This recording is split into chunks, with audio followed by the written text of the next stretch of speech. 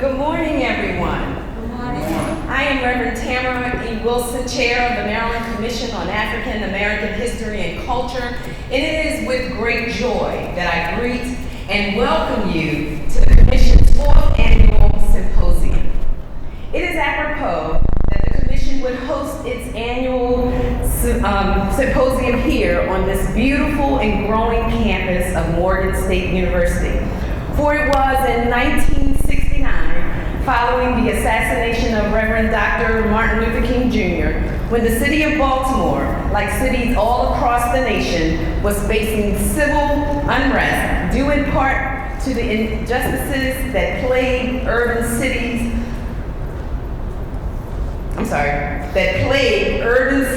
due to historic and systemic racism.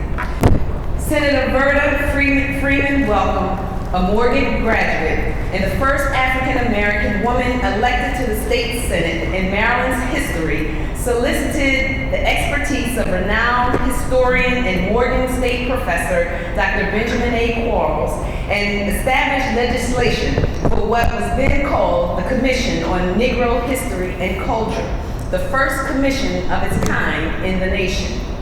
Senator Welcome and Dr. Quarles firmly believed an accurate understanding of the value and significant contributions that Black people contributed to Maryland's history would help bring about racial healing by instilling cultural pride in the Black community and uprooting racism among those in the white community. The commission they established would have as its mission to discover, collect, document, preserve, and promote Maryland's African American heritage. It has been over 50 years, and the commission has remained dedicated to that mission. Commissioners from all over the state have worked tirelessly and without pay, offering their expertise, time, and treasure to ensure that mission is carried out to reach the goal of ending systemic racism, promoting racial healing, and encouraging community wellness.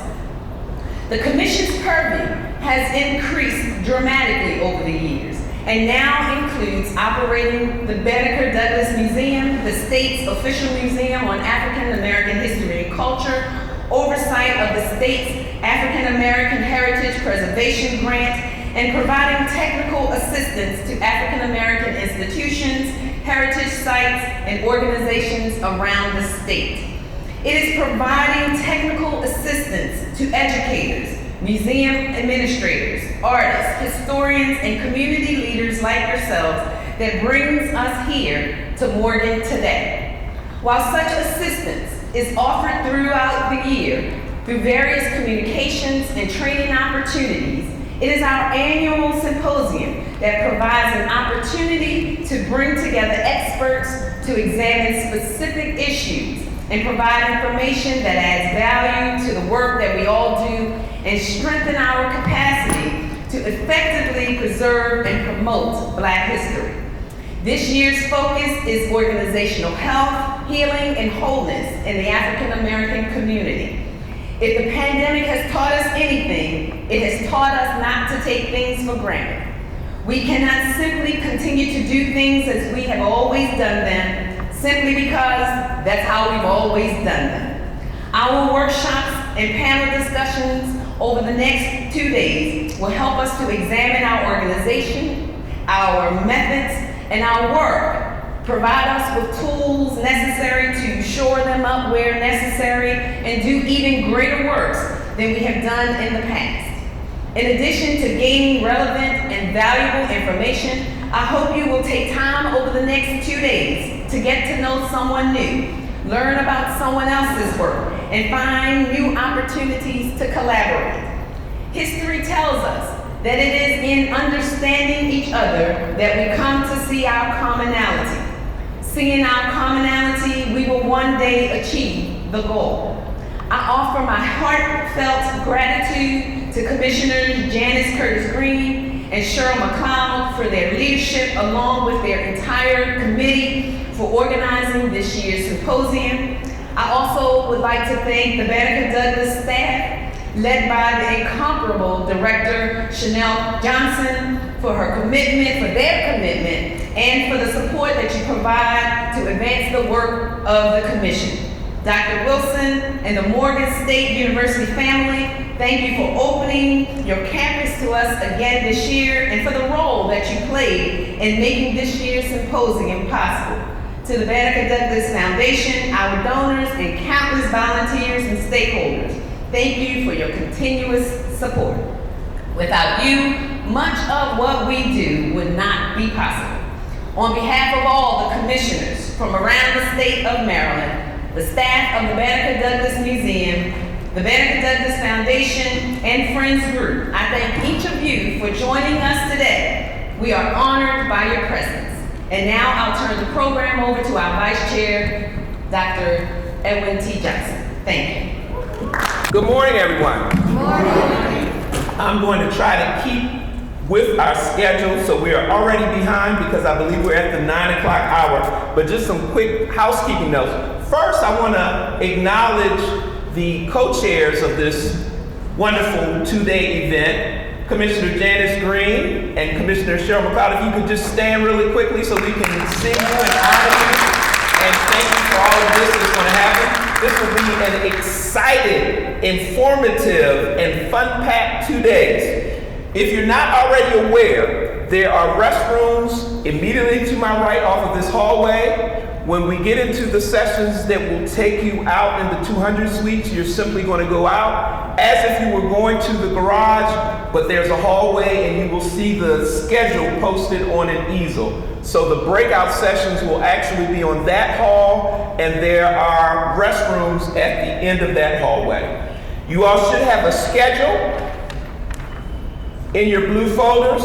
On tomorrow, we will begin at 9, not 8 a.m. So tomorrow we will begin at 9 o'clock. We're excited to have you all here today, and we're going to get started and stay on schedule. The first session is actually a joint session, so you all can actually remain right here, and I will welcome to the podium Dr. Natasha Pratt-Harris, who is the head of the Dubois-Diggs Center for Racial and Social Justice here at Morgan State University, and she is also a professor in the Sociology and Anthropology department. Please give her a round of applause. I'm just so thankful to be able to chat with you this morning. I'm thankful for Commissioner Green and Dr. Johnson, who began planning this some time ago. This involved quite a bit of teamwork from quite a few folks, and I was one of the persons who was on some Zoom calls while multitasking to prepare for these 2 days. So I'm just thankful that we are here, praying that we are healthy, and hopeful that we will be safe as we journey. Welcome to Morgan State University. I just shared recently that I've been on this campus as a member of the staff faculty. This past Sunday was 22 years. Yes. And I actually raised my children on this campus. That they started off as toddlers, and one has earned her master's, and it's just it's quite a journey to kind of look at how this campus has evolved and what persons bring to our campus and what we're able to dish out as members of the staff and faculty. Along this journey for myself, I came here as a young doctoral student studying at Howard University. I was in the Office of Institutional Research here at Morgan State. And while I was focused on campus trends like enrollment among students, student and faculty engagement, reporting to the U.S. Department of Education, the Maryland Higher Education Commission, preparing reports for the then President Richardson. My scholarship has been totally engrossed in addressing some of the realities of life that I have observed, in some ways experienced, and in all ways am committed to. I'm a product of K through 12 public education in Baltimore City. that means something regarding what we all should know, which is the resilience and the brilliance among many of our young people who come through our public schools. I am not patting myself on the back and saying I'm some genius or anything of that nature. I'm just saying that my experience was multifaceted. I actually remember, and I'm still connected to, our lived experiences as products of a public school system that is often highly criticized, and in many cases, some of the beautiful stories that come out of the city aren't always shared. So I'm proud to say I'm an alum of Baltimore City Public Schools. I attended Western Senior High School, the oldest all-female public high school in the country. Yes. So I'm sharing a part of this journey to kind of explain how we come to having this conversation. After I graduated from Western, I went to University of Maryland, College Park. I double majored in journalism and criminology and criminal justice. I studied under Dr. Catherine Russell Brown, who's now at the University of Florida, who taught myself and my classmates about disproportionality in our criminal justice system, meaning persons of color are disparately represented in our system as persons who are under arrest, detained, on parole, probation, having some type of record. One of my areas of focus has been on the wrongful conviction of persons of color, beginning with the Scottsboro Boys to the more well-known case of the Central Park Five.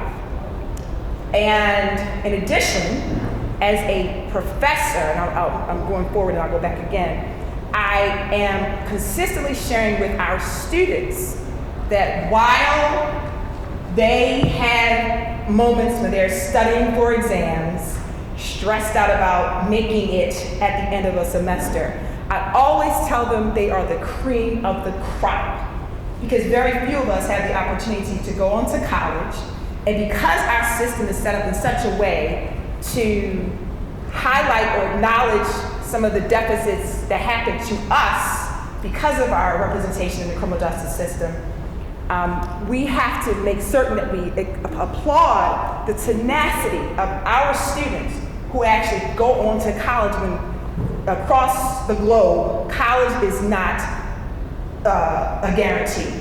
A very few numbers of persons actually go on to college. That's a great story. When I graduated from the University of Maryland, I went on to the University of Baltimore to earn my master's in criminal justice administration, and there I started to study about the employment opportunities for persons who were incarcerated. So what happens when someone is incarcerated, then they come out and they seek job opportunities?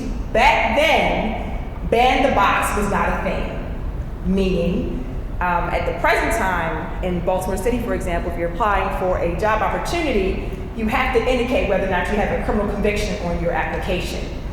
Nowadays, that's not included on those job applications. And in fact, on our campuses, via legislation at the state level, ban the box, it was implemented at the college level in terms of not having students apply for enrollment and indicating that they have a criminal record. Why did we get to that place? Well, it's likely because we know that persons of color specifically were negatively impacted by persons having to report that, and the rationale behind them having a record is not just they are a criminal entity. It's a whole host of things that explains the possibility of someone having a criminal record, including part of what I study, which is wrongful convictions. After finishing University of Baltimore and moving on into Morgan as a member of the staff, I attended Howard University for my doctorate in sociology, and at that time I studied black men specifically, black men who had been incarcerated and released, and black men who graduated from college, and compared the two groups to acknowledge what I found out, which is they have similar experiences.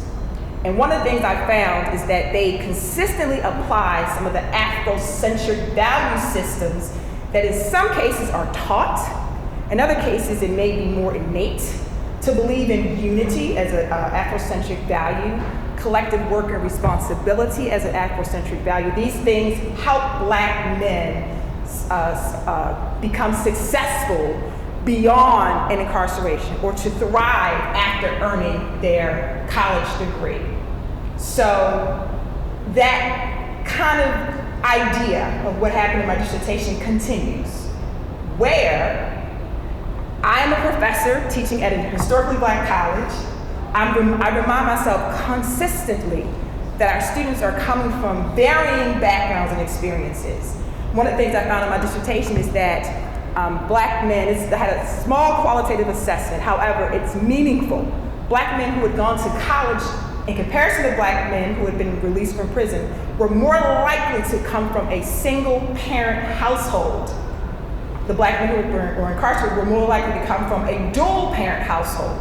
So some of those things that we hear about the single parent household lends itself to problems didn't necessarily play itself out in my dissertation.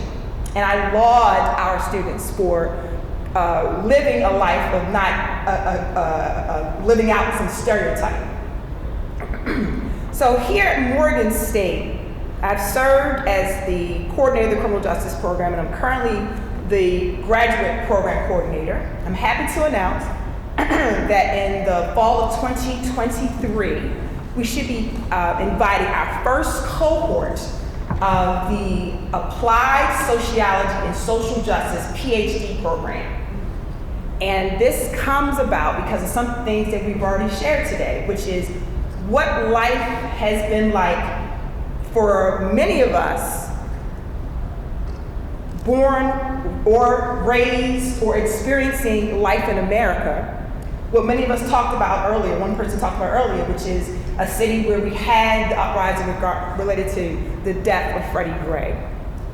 And most definitely in 2020 when George Floyd was murdered, acknowledging that our social justice prowess can be expanded upon when we seek degrees, the higher education degrees, including the PhD. And I'm excited to offer the opportunity with my colleagues in the Department of Sociology, Anthropology, Criminology, and Criminal Justice here at Morgan State University. So what does surviving the criminal justice system mean? What is that about? And you notice in this brief presentation, I have like 8 slides. I describe it as surviving the adult and juvenile justice system. The term criminal, when we say criminal justice system, we're referencing the adult system. And juvenile, obviously, we're referencing the system that focuses in on persons who are usually under the age of 18. They can go up to as high as 21 years of age and being supervised under the juvenile justice system.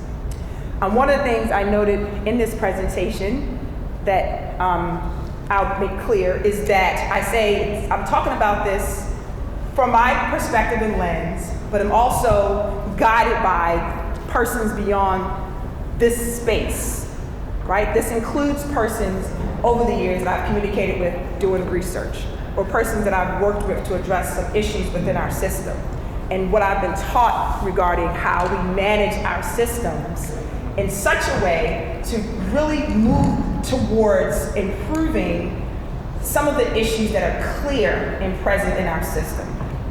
You can do the next slide, please. It's funny because I'm going to click the next slide and assume that it's moving. Dr. Johnson, the next slide, thank you. Okay, so when we hear this concept, surviving the criminal justice system, I actually want to ask you all, what's the first thing that comes to mind? This is the title for this session. What's the first thing that comes to mind when you hear someone say, surviving the criminal justice system? Yes? Avoiding the school to prison pipeline. Anything else that comes to mind? Getting through it, surviving it, getting through it. So just hold on to those ideas. And then let's see what happens as we continue with the presentation in terms of what I see when we talk about surviving the system. So first and foremost, I'm going to be sharing about the system and getting through it, as you shared, based upon the juvenile justice system itself. And the rationale behind me sharing this particular slide is that our adult system there's 2 points of contact that are a little different from the juvenile system, okay? So one of the things that happens in our juvenile justice system is one of the points of contact. When I say points of contact, this is where a person who is acknowledged as a juvenile person who's likely under the age of 18 is in contact with our system. That can include an arrest, going to court, through actually being detained. So one of the points of contact for the juvenile system that's different from the adults is diversion. There's an intentional moment when our juvenile justice system, because it's noted as parents matriarch, which means the guardian of children, being responsible for children, the goal is to divert them out in the first place. So with the adult system, that's a little different.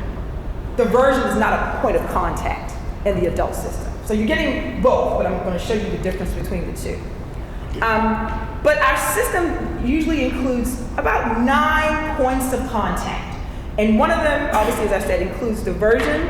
Then there's law enforcement contact, which includes a youth maybe being accosted by a law enforcement professional, or a youth actually being taken into custody by a law enforcement professional. And then they can, we call, penetrate the system from the point of initial contact, which is usually through law enforcement. Now, sometimes our youth are in contact via non-law enforcement sources, where the law enforcement wasn't the initiator of contact. And one of the things I've talked about over the years when we talk about disproportionate minority contact, which is the rate by which youth of color are disparately impacted or a part of our system, I acknowledge that sometimes we, the persons in this room, me included, we are the persons who initiate the potential for contact. And I'm gonna give you some real deal realness with what I'm about to share. When I started doing some DMC work in the state of Maryland, going on 12 years ago, I acknowledged that I was looking at these rates by which youth of color in Maryland were in our system, from arrest through detention. And I had this memory that I always reference of me taking my oldest daughter to her points class. She's going to her points class at the rec center. And I'm a proud mother taking my baby to this point class. And there's a young man who is urinating on the wall of the building where she's about to enter for her point ballet class. And my first comment was, well, I was grossed out. That was the first point of my first comment. The second was, I need to call the police. He's urinating on the building. My daughter had to be about 13 at the time. And she says, "Mom, why are you calling the police?" And I said, "Why am I calling the police?" And the idea here is that we, every person in this room, has the potential, based upon our ideology, our thought, our quick knee-jerk reactions, to impact what happens when it comes to our youth being involved in our system, having any contact within our system.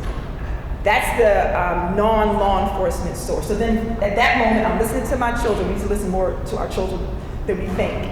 I'm like, why am I doing that? I'm working to address DMC in Maryland, and then I'm about to call, what? That doesn't make any sense, okay? But young people continue to penetrate the system through possibly being prosecuted. There's a juvenile court intake process that's different from the adult system, where they continue to penetrate the system.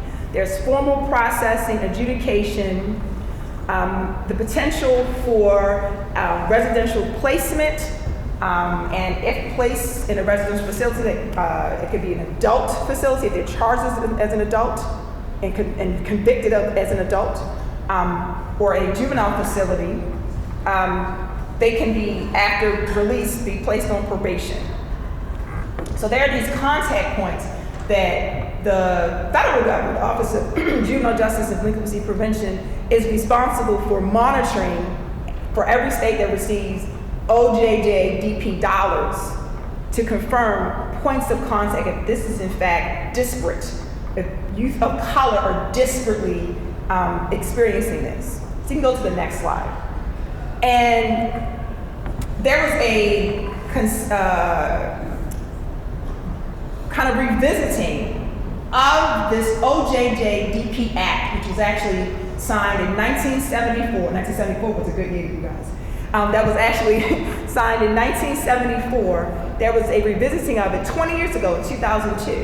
In 1974, part of the review of DMC, disproportionate minority contact, was on just arrests, and I'm not quite sure if it was also detention, like looking at the rate of disparity in the system at the point of arrest and at detention. 20 years ago, in 2002, the decision was to acknowledge the 9 points of contact that a youth can be impacted in the system and continue to penetrate that system. So going beyond just those 2 points, but to the 9 points of contact. And in 2018, under Trump, there was a scaling down of the contact points, where there is an assessment at the federal level for all states who receive federal dollars to look at 5 points of contact, specifically having each state report these points of contact in terms of whether or not there's a disparate reality for youth of color. So that point is arrest, and let's just talk about what this means. Arrest meaning a youth is considered to be arrested when law enforcement agencies apprehend, stop, or otherwise contact them and suspect them of having committed a delinquent act. One piece that's different for the youth or juveniles and adults is that a youth can be taken into custody for committing a delinquent act. Let me give you an example. First of all, these acts are, in addition to a criminal act, which is an act that an adult can be charged and convicted for, the delinquent act can include what's called status offenses, which is if you're under the age of 18, you can't do these things. So about 20 years ago, something like runaway was a status offense. If you're a runaway, you can be taken into custody for running away. An adult who runs away, you're just free. You just ran away from whatever your responsibilities were. But what we've learned recently is a runaway is not necessarily a runaway. So some of that has changed a bit. But again, a youth is considered under arrest if they are apprehended, stopped, or otherwise contacted and suspected of having committed a delinquent act, which includes a criminal act or a status offense. Then, as I mentioned before, we have diversion. This is where youth referred to the juvenile court for delinquent acts are often screened, and this is different from the adult system, by an intake department. The intake department decides to dismiss the case for lack of legal sufficiency, resolve the matter informally, or resolve it formally. The diversion population includes all youth referred for legal processing but handled without the filing of formal charges. And that's the goal, to divert them out of the system where they won't necessarily penetrate the system through court and conviction and arrest. There's also what's called pretrial detention, where youth is the point at which a youth can penetrate the system. And again, one of the 5 points of contact that are assessed at the federal level, each state has to report it. Detention refers to youth held in secure detention facilities at some point during court processing. The detention population may also include youth held in secure detention awaiting placement following a court disposition. Detention may also include youth held in jails and lockups. And I'm here to tell you, in terms of the notion of surviving the system, one of the things that OJJDP, the Office of Juvenile Justice and Delinquency Prevention, has done is to mandate that under the circumstances of contact, including what happens when a youth is in detention, if they're charged as an adult, they're supposed to be charged, not convicted, charged as an adult, they are to be separated from adults, the person's 18 and older. So about 15 years ago, there were protests in Baltimore City regarding the youth jail. Is anyone familiar with that? Might have been less than 15 years ago. But some time ago, there were some protests regarding the youth jail, and the argument was that we're building a jail in order to support the school to prison pipeline, as our one person shared earlier. And there was like, people were up in arms regarding this. And any one of us can see why this is a possible problem for us to build this state-of-the-art jail right in the center of Baltimore City, within the I guess the mall of corrections, I'll call it. There's quite a few jails right there, right? But one of the things that was happening for the Secretary of Department of Public Safety and Correctional Services at the time was this idea that when a youth is charged as an adult, we do not want them to be in a facility with adults. So the youth jail was actually built, part of the argument on the other side, is to make certain they were separate, physically separate from the adults. Because while they could be physically separate in the same space, right? The calls back and forth, a whole host of things were happening, even though they were physically separate.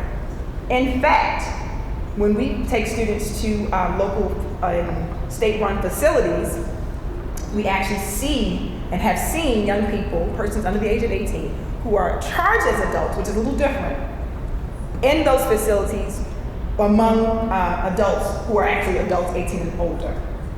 And we know that youth who are detained with adults, high likelihood of suicide, being assaulted in many ways. They are vulnerable to the harms, the true harms of the system. But the question again is, well, how do we survive the system? So part of the argument is the system set itself up in such a way that we're not going to place them in those same spaces. That's part of the goal, at least on the other argument, on the other side of the argument. So pretrial detention, secure confinement means once a person is in fact convicted, after court disposition, youth are placed in secure residential or correctional facilities because of their delinquent offenses.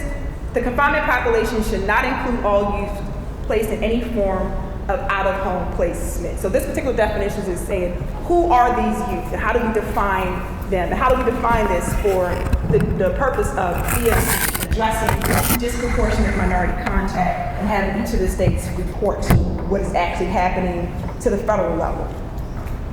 Last but not least is the transfer to the adult court. Now, when a youth is taken into custody, there's a process involved in so much as deciding upon his or her fate relative to, are they going to be charged as an adult or will they be charged as a juvenile, and how that process plays itself out over time. And once they go through that system, will they be convicted as an adult and having to serve the adult time in an adult space? And this is part of like my scholarship actually, because when I look at the wrongful conviction, I look at persons who were minors by the classic definition of the term, under the age of 18, and they were charged as an adult and convicted as such, but they consistently reported they didn't commit the crime. But what had to happen in order for them to make the journey through that system is they were transferred to the adult court, meaning there was acknowledgement that this person will be charged as an adult. So these cases are called waivers. Waive cases are those in which a youth is transferred to criminal court as a result of a judicial finding in juvenile court. They may be transferred to criminal court through a variety of methods. Most of these methods are difficult or impossible to track from within the juvenile justice system, including, this is part of how youth are transferred from the youth to the adult courts, including prosecutorial discretion. At the discretion of the prosecutor. Concurrent jurisdiction, the juvenile and adult court in agreement relative to their transfer. A legislative exclusion, meaning this is the particular crime that was alleged. This age warrants an adult charge, and later conviction.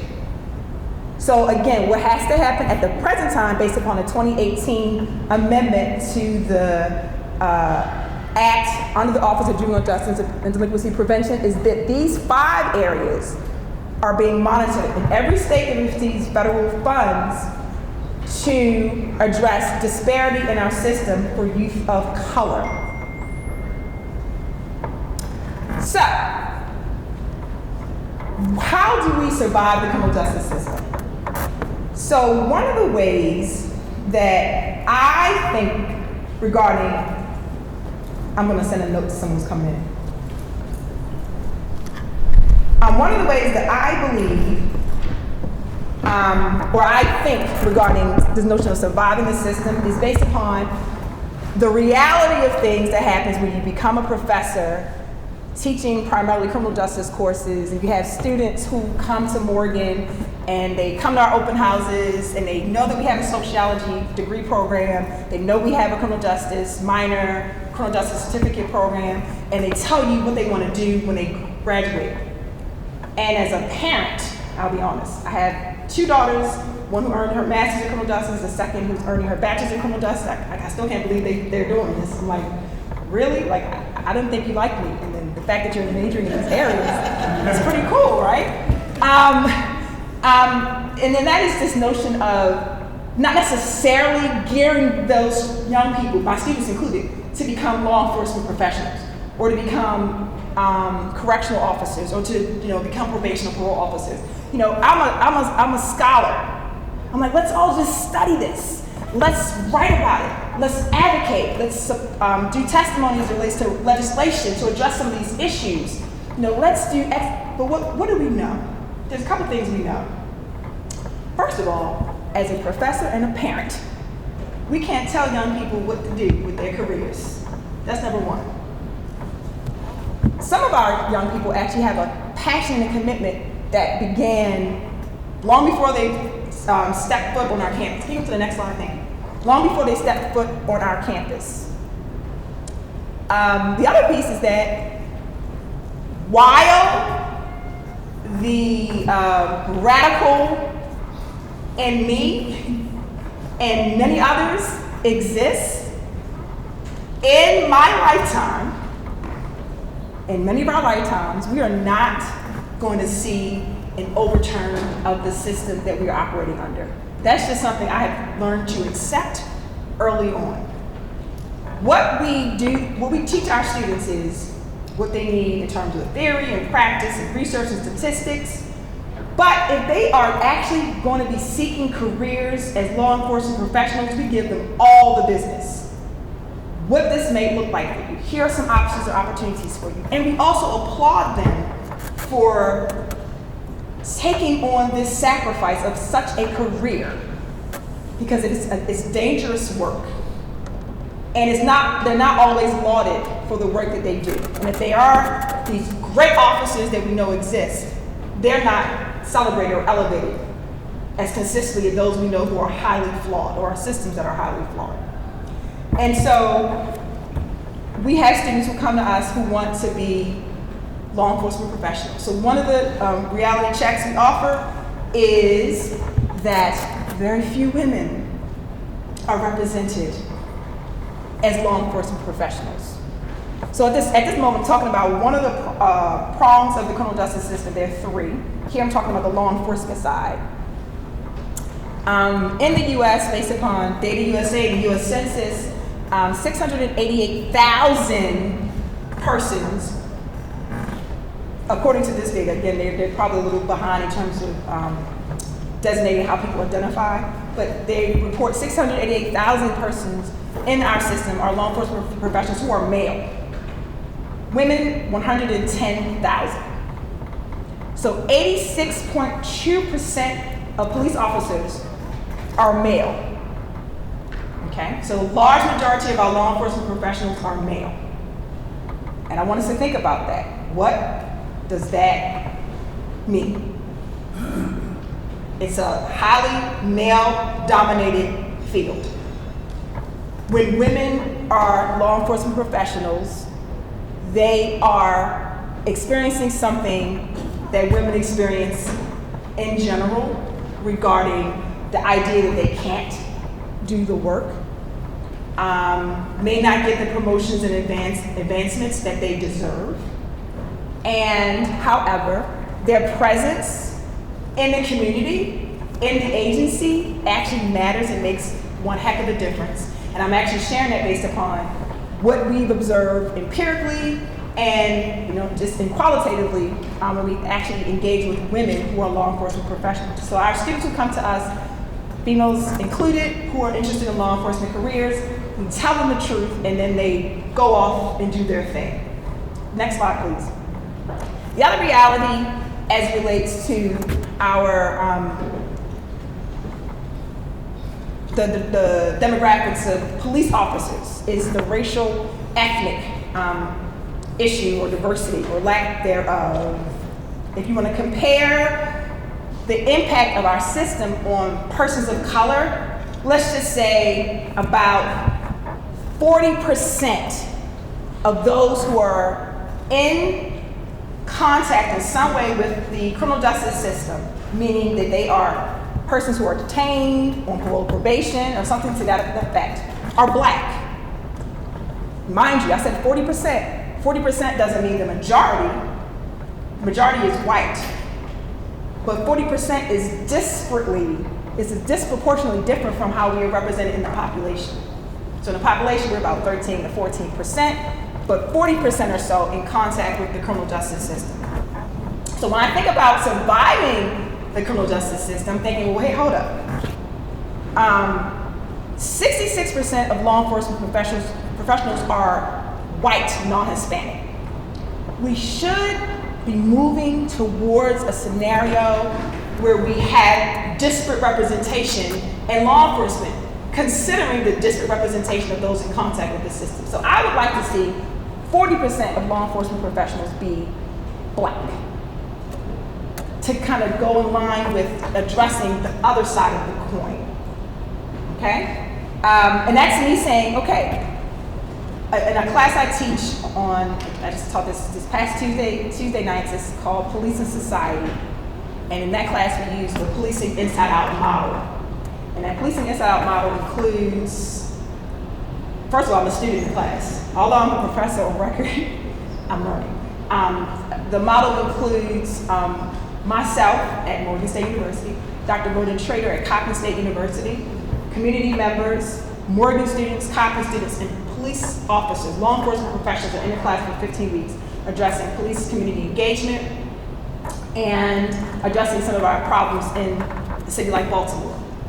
And in that class, just this past Tuesday, the discussion was about our taking the lead and joining law enforcement. And for me as a professor, inspiring, cultivating a group of students who will become some of the best law enforcement professionals we can ever encounter. In fact, one of our students who took that class fall 2018 joined us this past Tuesday. He came to Morgan, I want to be a police officer. The first time I met him, I'm like, okay, what's your name? The first thing he said is, I want to be a police officer. He had the whole thing, and he is one now. And he's an excellent officer. He often references his experiences in our classes as it relates to how he's able to do his job. Again, 66% of police officers are white, 13.2% of police officers are black, non-Hispanic. We need to change that. How do we survive our system? Have persons who may, this isn't a guarantee, they have some more commonality, the people that they are serving be the persons who are doing the work of serving and protecting in a particular community. So that's one of the means by which we can survive. We can go to the next slide, Dr. Johnson. And then some of the other realities of our system. This is rather small, but if you were to take a picture of it and then zoom in with your phone, you'll be able to really see all this stuff here that I gathered from Zippia and the Bureau of Labor Statistics and the U.S. Census. So we have the policing side of the criminal justice system. We have the courts. So how do we survive the criminal justice system? Well, let's get some more representation in all these areas. So in the United States, there are about 16,840 judges in the United States. 49.7% of all judges are women, while 50.3% are male. We know that, and this is again how they decided to identify the persons. They haven't accounted for variation in gender identification. We know that, based upon what we know, that there are more women in the United States than men. So we need to change that. There should be more female judges. The most common ethnicity of a judge is white, 79.6%. The next common is Hispanic or Latino, 7.0%, Asian, 5.9%, and Black or African American, 5.5%. And what does that mean? That means that Black people are not equally represented as judges to the population. So we're represented at 5.5%, but we're like 13 to 14% of the population. Again, remember, about 40% of us are in contact with our system as persons who are detained or whatever the case may be, but 5.5% of us are Black or African American. We need more of us to be serving as judges. When we celebrated Ketanji Brown, it's because the representation across all the courts is not there. We need more representation. In the United States, there are over 9,488 prosecutors. 45% of all prosecutors are women, 55% are men. And the most common ethnicity of prosecutors is white. Prosecutors are the people who use that prosecutorial discretion to waive a youth from the juvenile level to the adult system. 79.2% are white, Hispanic is 7.1%, Asian is 6%, and Black or African American is 5.6%. We need more prosecutors. So here we are with our students. We have the students who want to be police officers, students who come in, I want to be a lawyer, I want to law school. And I'm like, yes, you want to go to law school because we need more of you in the courtroom. We need you as lawyers, we need you as prosecutors, we need you as judges. So yeah, we're going to celebrate your victories and being a college student, and we're going to mold you to become these outstanding judges and lawyers and prosecutors. When it comes to probation and parole, these are the people who are serving and monitoring men and women who have been detained in many cases, or maybe not detained, but they're on probation. And they are responsible for making a decision if someone is confirming that if someone is being successful at their point of parole. Like, are they following all the requirements of parole? Did they get a job? Did they really enroll in school? Are they at the address that they said they would be at? You know, are they coming in for the meetings to confirm who or what they should be doing? And at this time, we have about 39,236 probation and parole officers. 53.4% of all probation and parole officers are women, larger than the other groups. See that? 53.4% are women, and 46.6% are men or male.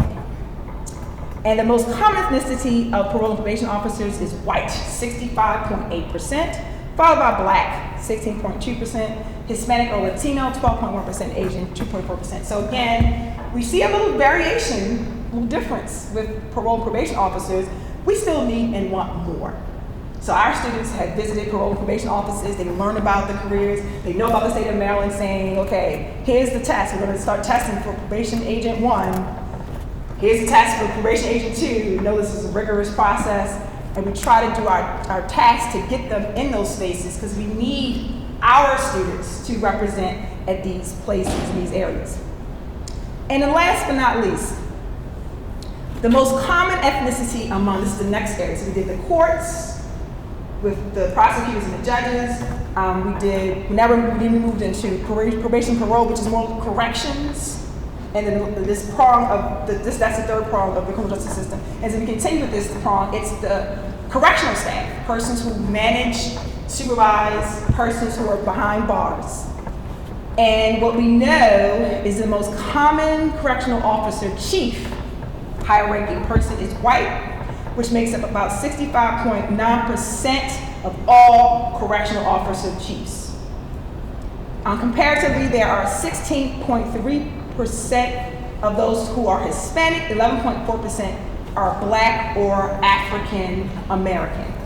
So we are, we see some differences with parole and probation agents and correctional staff. So again, remember earlier I said, what do you think about when you talk about surviving the criminal justice system? What comes to mind? How do we get through it? Oftentimes, well, I know I was taught this. I was, being a student at University of Maryland College Park, we were taught how to manage people who are in the system, because we were going to be possible persons working in the system. What I experienced or what I felt is very few people are majoring in this discipline and or attending these conferences who look like me. So the survival piece from my lens is that we're there at the table, engaging in these careers, majoring in these disciplines so we can have the voice and offer our insight regarding what's happening in the system that disparately impacts us.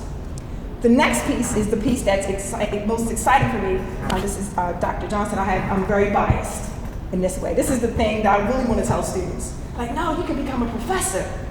No, you can. I'm serious. As soon as you get your master's, I tell my graduate students that I say, you can teach statistics. After you've taken the master's, after you finish the master's program, you can teach statistics, and we need you to teach statistics and use your lens and insight and look at things that are happening as social problems that you want to be able to address and analyze and all that, and then present it, and you can do it. And they're like, Dr. Pratt-Harris, I'm not going to be a professor, a statistics professor. However, one of our current adjunct stats professors is a student of mine. I'm so excited. She's teaching statistics. But this is what I really want to tell students. This is what I was told by Dr. Catherine Russell Brown at the University of Maryland College Park in the early 90s regarding the career or the field of criminology. Becoming a criminologist myself has a lot to do with what Dr. Russell Brown told us. She was a doctoral student prior to me coming to her class at University of Maryland College Park in the criminology program.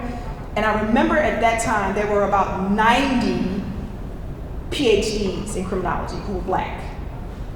Criminology is a relatively, having at that point at least, a relatively new discipline established in the 1960s, and few of us, if you look at that 90, were PhDs in criminology who were Black. This is what I remember her saying. I'm still trying to verify, but it was very few of us in comparison to the total number of criminologists.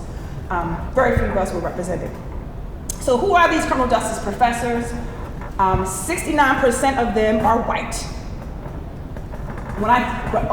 You guys will have the opportunity tomorrow to take a look at several of our guests for this symposium who have written some books that are enlightening, to say the least. And one of the books that you'll be able to check out possibly, and there's some copies in the bookstore downstairs by the way, is Why the Police Should Be Trained by Black People. It's a book that I edited with more than 30 contributors to this 20-chapter book. And one of the things I talk about in the introduction, first chapter of the book, is my real experience as an undergraduate, well, not so much as an undergraduate, but my theoretical perspective shaped by my total experience.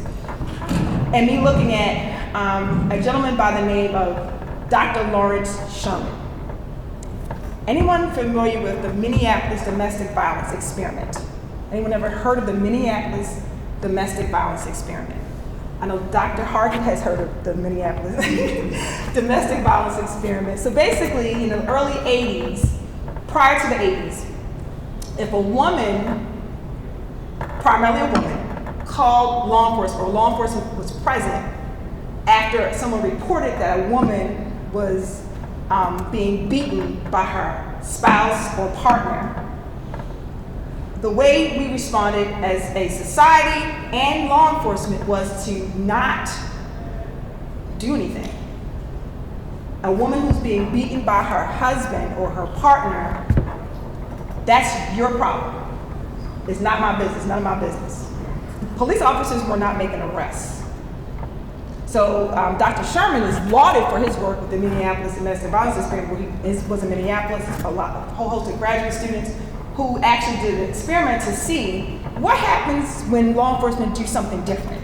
One of the ways by which that they responded to incident of domestic violence is they made an arrest. There's another option where they offered counseling, or another one where they sent the perpetrator away from the dwelling where the incident may have occurred. And so what they found is the arrest was the best response, because it took away the element and it offered the potential for someone to get a criminal record for beating his or her spouse or girlfriend. And he's lauded for that work. Dr. Sherman was a faculty at the University of Maryland College Park. He went on to become the chair of the criminal justice program when I was a student. And like now, his name is everywhere regarding what happens in terms of policing. He does a lot of work internationally. He's like the Cambridge professor of criminology, but he's at Maryland now in his retirement years. And I know that we were trained by the best in terms of what the books say, who's the most published, cited criminologist. I know that this is what happened in my experience. I also know that our lens, based upon how we live our lives, what we experience, observe, what our value systems are, will impact how we maneuver life as a professor or a researcher. So in about 5 years, maybe 6 years ago, I was sitting on a panel, had no idea Dr. Sherman was going to be on the panel. And I'm like, oh my gosh, I'm on the panel with Dr. Lawrence Sherman. And we talk about how we engage our students to address police-involved violence of unarmed Black people. So the question was posed to us, well, do we show the images, the pictures, the videos to our students of persons who are being harmed by law enforcement? And Dr. Sherman went on to say, yes, you're going to show them at each point of injury, this should or should not have happened, or whatever the scenario was. And me, a criminologist who understands how we can engage our students, said no. We do not have to show them the bludgeoning of our bodies.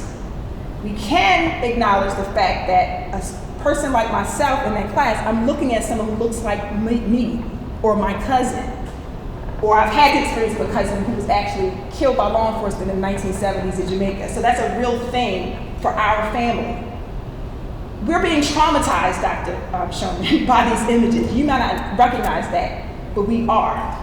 And so part of what I'm offering is this. When more of us are in the spaces as criminal justice professors, scholars, our processes will be different because of our experiences. We're not going to abandon or forget our experiences, but we shouldn't do that.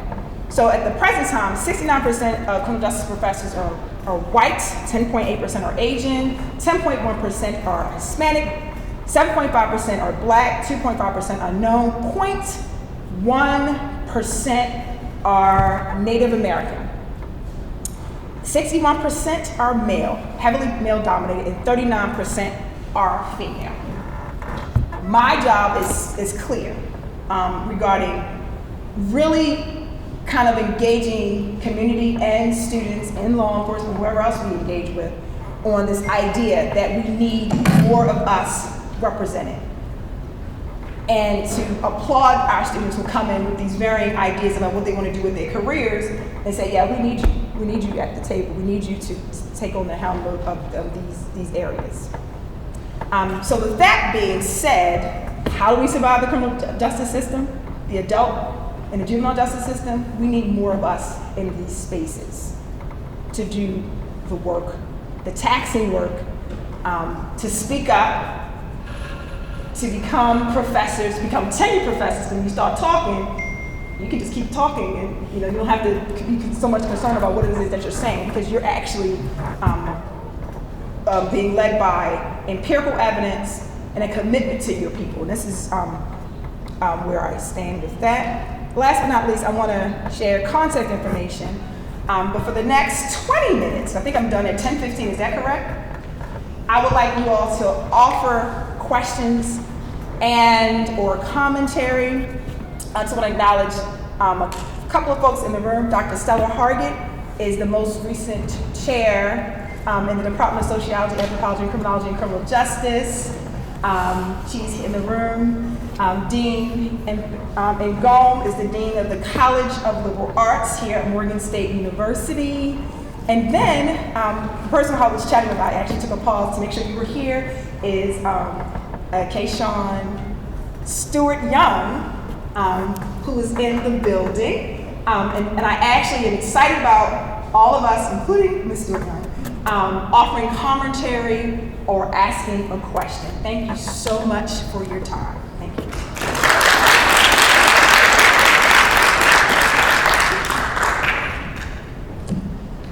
Yes. So I'm a prop queen. I brought some props here today. You want me to stand here and speak? You can come up here so they can hear you. Because I'm going to shift around a little bit. So I've been in my career, but I'm a little artsy. Some of y'all in this room know that about me. So I'm going to shift over here, and I've been in my career over 20 years. I've been in my career, and I'm going to talk about it just a little bit. And I got these props here because my props represents the generation of my time in my career. Now I'm going to start by saying I have a unique path in my career. My path is I grew up in a neighborhood, Westport, Cherry Hill, Mount Winans. Y'all heard about that neighborhood, right? Yes. Anybody? Just wave your hand. Just wave your hand. Okay, so I grew up in that neighborhood. My mom is a recovering addict over 20 years. And while going through that process, our house was the stash house, the coke house, the dope house, what they called the Nino Brown Part 2 house. That's what they called our house. As a result, I was abused, sexually abused, I was raped, I was tied up with extension cords left in the basement. But there were people in our community who cared. There was officers, police officers, back when I was growing up, it was called officer friendlies. They cared. There was also officers that wasn't so friendly. Because they called them knockers. They called them knockers where I grew up. We also had community members, our pastors, the deacons, our recreation centers, and PAL centers, they call them PAL centers then, who stepped in. There were correctional officers. There was a correctional officer, there was men and women in uniforms who, when I was a kid, I could not believe some of the things I saw and witnessed. It was the loving, it was the not so loving. I was torn. I was torn because I saw images of the officer friendlies who cared, the correctional officers, the COs, the POs who cared, and then I saw the images of the not so great. So I was torn.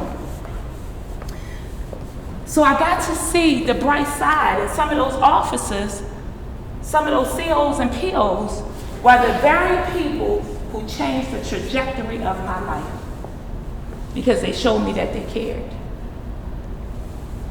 So I bought this gift box here at the young age of 14. I sat on a road, it's called Annapolis Road, and I did not know where my mother was.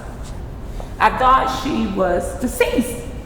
I thought she had OD'd. All I wanted to do, I was crying. I was sitting on the bench, crying. It was 4 o'clock in the morning. I had just left Hammer Jacks. I wasn't even old enough to be there, y'all, but I had left Hammer Jacks because I liked to dance. And I didn't know that dance would be my healing at the time. But I was sitting there, had left the club, and I was just like, I just was looking for my mother. But there was a correctional officer who pulled up in the alley. He had on his polyesters and his boots. And I wasn't going over to this officer because I've already been abused by officers. He said, Keyshawn, come here. I was like, I ain't going over there to you. He said, come here to me now. I went over there to him. His name is Jamie. That's what we know him. We called him in the neighborhood. He said, your mother is doing great. She's at MCAAHC. She's at the Women's Correctional Facility, and she's in the RSET program getting the help that she needs. She's doing excellent. And I broke down crying. I fell all out in his arms. And he said, oh, no, she's fine. I said, I'm happy. Because I thought she was dead. At 14 years old, that changed my life. And there was an officer at the time who grew up on the same street as I. And she come right down the street. Y'all probably see her this weekend. She's one of the speakers. She came down the street. What you doing down here? Why are you outside? I tell you to stop hanging out. I was like, Caprice, I'm going. I was just looking for my mother. And she said, you're gonna live a full life.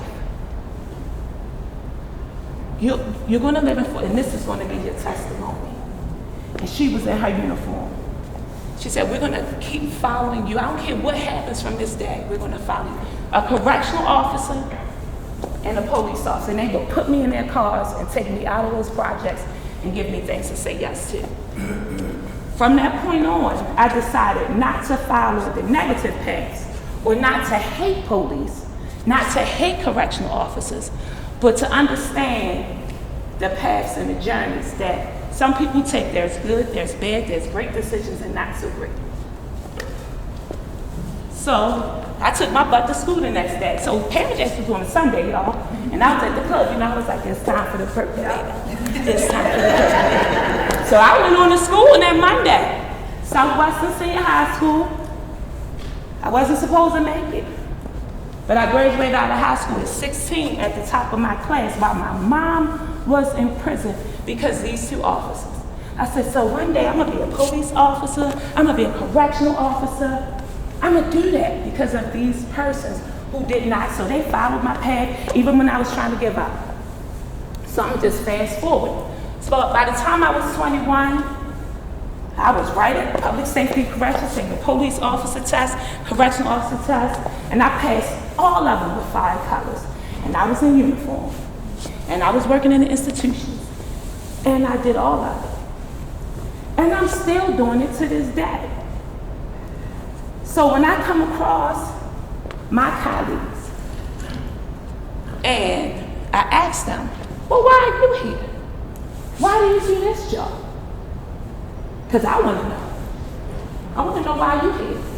I want to know why you do this job. Because it was a vacancy? Is it someone in your family? Were you bullied?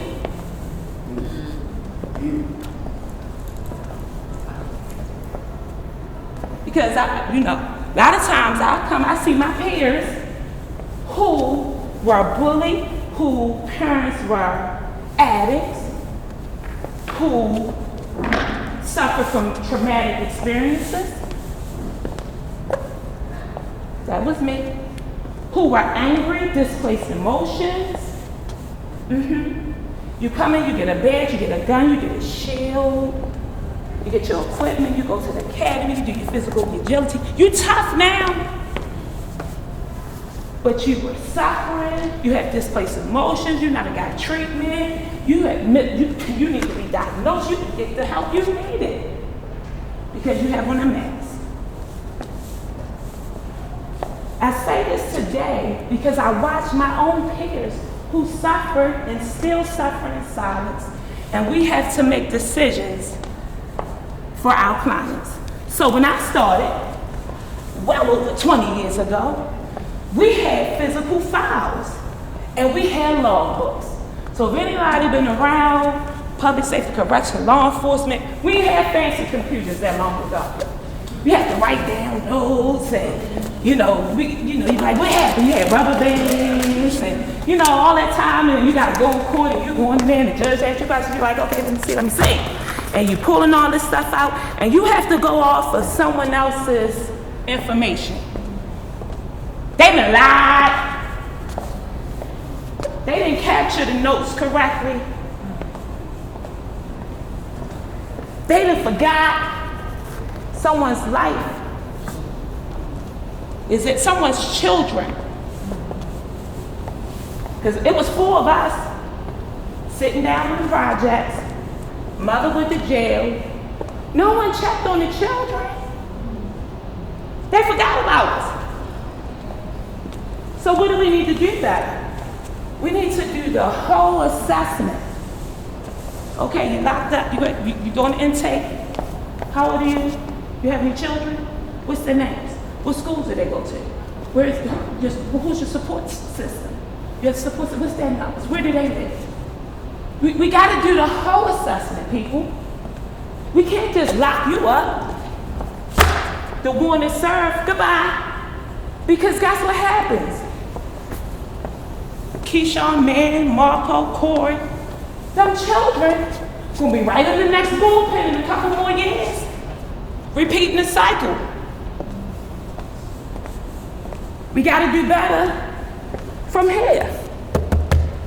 So how do we address that? Now we fancy, because we went electronic. We real fancy now, though. They gave us cell phones and laptops and all kinds of stuff. Now what can we do? Well, start a map. We know this is a difficult moment, but the first thing we need to do, because technology now is so fancy, we want you to have an email address. We want you to say, in order for you to get your entitlements, your benefits, let's create an email. Not let back that thing up at gmail.com. No. Now I'm gonna get that money when I get out of here at Yahoo. No, first and last name. So let's start with that professional setting, because it helps our clients, it helps our population understand what path we need to take professionally, because this is what they're gonna need for parole, for probation, and it's for their life. It's the same concept, because this is their special condition, but it should also be their life goals. This is how we should be helping our clients to stay focused, because that's what they're gonna need to get the children back in order. That's what they're gonna need to do to focus with school, with training. We shouldn't be just focusing on getting them out of jail. We should be focused on changing the trajectory of their lives, not just getting them to an expiration date, not just getting them into treatment. How do we get them engaged in treatment so that they can stay there and want to go? What happens if you show up and you got a PO, or you go into a department and everybody angry? Because you know why they angry? Because they was bullied, they may have witnessed trauma, they may have seen substance abuse, they may have gone through their own experiences, but never got help outside. We crazy too. Yeah, and somebody gave us a gun, a shield, a badge. We should be getting psych evaluations and in-service training all year around, not just to get the job, but it should be within our in-service. Now, I said that. Then you show up and we angry because our supervisor told us to do something over, and we sitting there and we're like, when you get out, what's your address? Automatically, because I gotta come see you, I'm mad. I don't know the bus line, it was 19 to 13, now it's a color, and I gotta pick a color. I don't know how to work a smartphone. When I left, it was a flip, or I had to put my finger in the phone. I don't know how to work anything. When I left, I was a drug dealer or a prostitute. Now I gotta pay people money to sleep on their couch. I'm frustrated. Now I gotta come see you, and you're frustrated. Yeah, that's what happened. That's what the gift is. The gift is this. My life is in their hands. Miss, if you're working with your population, tell your agent, my life is in your hands. So can I leave today and tell you are ready for my gift? Because my life is a gift. And even if I haven't made all the right choices, my life is still a gift. I don't know why you're angry today, sorry ma'am, but can we start over tomorrow when you're having a better day? Because I appreciate that. I know you have a job to do. They may be going through something at home. Because guess what? There's two options. And I'm gonna tell you two options of two people that you're gonna encounter in this occupation. You have one person that's gonna say, hey, I ain't gonna say nothing because I'm gonna give you the rope or the string that's gonna allow you to hang yourself. Because I'm tired, I don't feel like it. I wanna do what's easy for me. I don't wanna do the right. I don't wanna give you resources to help change and shape your life. Because there's so many resources out there. Hey, what's your barrier? Childcare, employment, oh, you need reading, you need classes, your education, okay. Well, here's a resource. You can go to this resource fair and study. Come and see. I'm gonna meet you down at the War Memorial. Don't come to the office. I'm coming to you. You and you and you and you and you. I'm meeting you there. That's gonna be your check-in. We can do that. But guess what? Since you're angry, I'm gonna give you enough rope to hang yourself. You have people like that. How do you deal with that? Can I see your supervisor? Can I have your email address? Because I'm email you your supervisor, all we have to change. Because why? You created your email address early. Because it's technology now. Or you have your agents or your employees that say, hey, it's not perfect, but I'm gonna give you the lifeline and put this life jacket on, the life ring, and wheel you through. Because although you can't swim right now, I want to pull you to safety. Because there may be a Keyshawn hanging on the end. Which one do you want to be? Do you want to be the employee or the agent or the officer that want the person attached to you to hang themselves? Or do you want to be the person that you want to hold on and you want them to guide through to safety? I tell people there's two options here. Let me be your GPS and guide you through, because I understand the dynamics. Or you can choose your own way. I've been around since we've been doing this with the paper. We're doing this right now with the technology. Both of them have value. Both of them. But what we gotta understand is we have to combine all of these in order for all of us to be successful in this journey. Because the same child, the same family you left behind may very well be the person who is standing in front of you today speaking about how do we connect the puzzles in order for all of us to survive. That's all I need to say. Thank you so much.